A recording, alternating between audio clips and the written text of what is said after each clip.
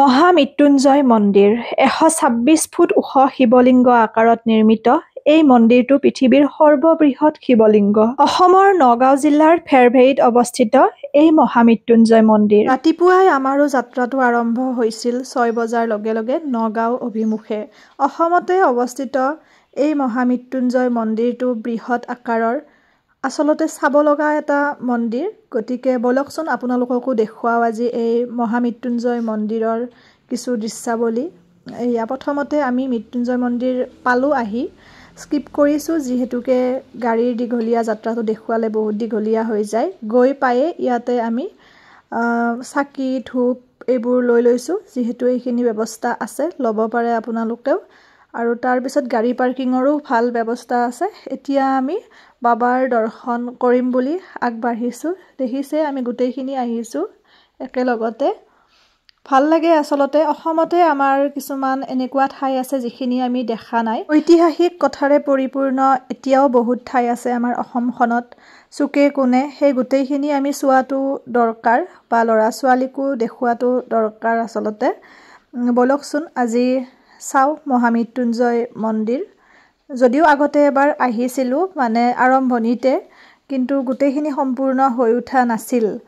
আৰু মোৰ সামান্য জ্ঞানেৰে আপোনালোকক কিছু আভাস দিবলৈ চেষ্টা কৰিম। যদি কিবা ভুল হয় আপোনালোকে আঙুলিয়াই দিব। আৰু মিলিজুলি আহি ভাল লাগে আচলতে, যদি মনে মিলা মানুহ হয় ভ্ৰমণ কৰি, অকলে ক'ৰবাত যোৱাতকৈ চোৱাতকৈ। এই মন্দিৰটিৰ ইতিহাস বুলি ক'বলৈ গ'লে, যিহেতুকে এই মন্দিৰটো বহুত বেছি পুৰণি মন্দিৰ নহয়, তথাপিও মন্দিৰৰ নিৰ্মাণৰ কাম ২০০৩ চনত আচাৰ্য ভৃগুগিৰি মহাৰাজে আৰম্ভ কৰিছিল বুলি জানিব পৰা গৈছে। এই ঠাইত তেওঁ ধ্যান কৰিবলৈ ব্যৱহাৰ কৰিছিল। আৰু তেওঁৰ মতে দৈত্য গুৰু শুক্ৰাচাৰ্যই প্ৰাচীন কালত পৌৰাণিক বিশ্বাস অনুসৰি ইয়াত মহামৃত্যুঞ্জয় মন্ত্ৰৰ ধৰ্মীয় ৰীতি নীতি পালন কৰিছিল। এই চিন্তাৰ আধাৰত আচাৰ্য ভৃগুগিৰি মহাৰাজে মন্দিৰ নিৰ্মাণৰ বাবে এই ঠাইখন বাছনি কৰিছিল। নিৰ্মাণৰ প্ৰাৰম্ভিক পৰিকল্পনা ২০০৩ চনত আৰম্ভ হৈছিল। ধূপ বন্তি এইবোৰ বাহিৰতে জ্বলোৱাৰ ব্যৱস্থা আছে। ইয়াতে আপোনালোকে ধুনীয়াকৈ জ্বলাই ল'ব পাৰিব। এয়া যিহেতুকে ভিতৰত লেতেৰা হয় বা তেনেকৈ চাফ চিকুণ কৰিব লগা হয়, সেইকাৰণে অকণমান আঁতৰতে সেই ব্যৱস্থাটো কৰি দিছে। আৰু প্ৰাকৃতিক দৃশ্যটো খুব ধুনীয়া, খুব মনোমোহা আচলতে। আৰু এই ধুনীয়াকৈ আৰ্টিফিচিয়েল পুখুৰীকেইটাত কাছ আছে। এয়া পৰিৱেশটো ভাল লগা, খুব ধুনীয়া। প্ৰকৃতি প্ৰেমীসকলে আহি ভাল পাব। আৰু এয়া এতিয়া আমি দৰ্শন কৰি ল'ম, যিহেতু ভিতৰত কেমেৰা এলাও নাই।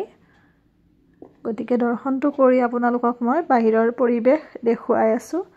লগত এয়া ভণ্টি, বৌ, খুৰী সকলোখিনি আহিছোঁ মিলিজুলি আমি। ভাল লাগিছে। আচলতে ভাবিলে আশ্চৰ্যকৰো লাগে, ইমান ডাঙৰ এটা শিৱলিংগ ভিতৰত মন্দিৰটো নহয়নে? কিমানখিনি টেকন'লজি ব্যৱহাৰ কৰি আচলতে নিৰ্মাণ কৰা হৈছে এই মন্দিৰ ভাগ। এই মন্দিৰ ভাগ বুলি নহয়, বৰ্তমান সময়ত বিভিন্ন ধৰক এনেকুৱা ধৰণৰ প্ৰযুক্তিবিদ্যাৰ সহায়ত কিমান যে উন্নত হৈ গৈছে দেশখন।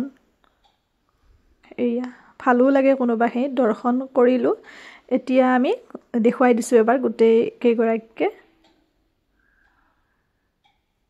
আৰু ভাল লাগে যেতিয়া ক'ৰবাত গ'লে মাত দিয়ে আপোনালোকে, দেখা পায়, ভিডিঅ' চাওঁ বুলি কয়, তেতিয়াও ভাল লাগে বহুত বেছি।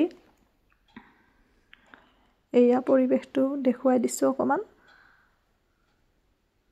আৰু ইয়াতে ভোগৰ ব্যৱস্থাও আছে, কিন্তু ১২ বজাৰ লগে লগে মন্দিৰৰ দুৱাৰ বন্ধ কৰে। গতিকে ১২ বজাৰ ভিতৰত দৰ্শন কৰিব লাগে। আমাৰ দৰ্শন হৈ গ'ল। এতিয়া আমি যিহেতু ভোগৰ ব্যৱস্থা আছে, ভোগ অকণমান গ্ৰহণ কৰিম। আৰু এই মন্দিৰ ভাগ মুকলি কৰা হৈছিল। এই মন্দিৰটোৰ উদ্বোধন প্ৰাণ প্ৰতিষ্ঠা মহোৎসৱেৰে কৰা হৈছিল। যজ্ঞৰ বাবে ১০৮ যজ্ঞ কুণ্ড স্থাপন কৰা হৈছিল। আৰু প্ৰায় ২৫০ জন পুৰোহিত তামিলনাডুৰ পৰা প্ৰাণ প্ৰতিষ্ঠা যজ্ঞ কৰিবলৈ আহিছিল। প্ৰাণ প্ৰতিষ্ঠা যজ্ঞ সম্পূৰ্ণ হোৱাৰ পিছত ২০২১ চনৰ ২৬ ফেব্ৰুৱাৰী তাৰিখৰ পৰা সাধাৰণ ভক্তসকলৰ বাবে এই মন্দিৰটো মুকলি কৰা হৈছিল। আৰু তেতিয়াৰ পৰা আজি পৰ্যন্ত বিভিন্ন ঠাইৰ পৰা বিভিন্ন ভক্ত আহি এই মন্দিৰটো দৰ্শন কৰিছেহি।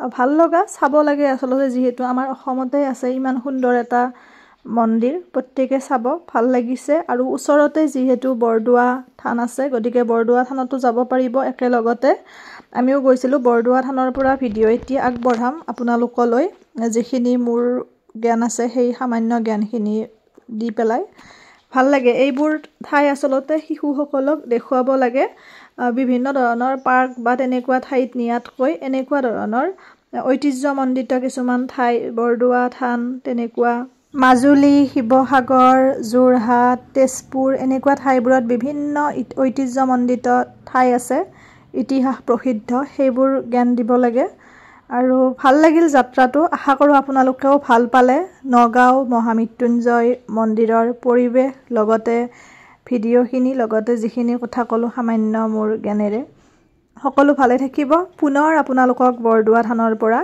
লগ পাম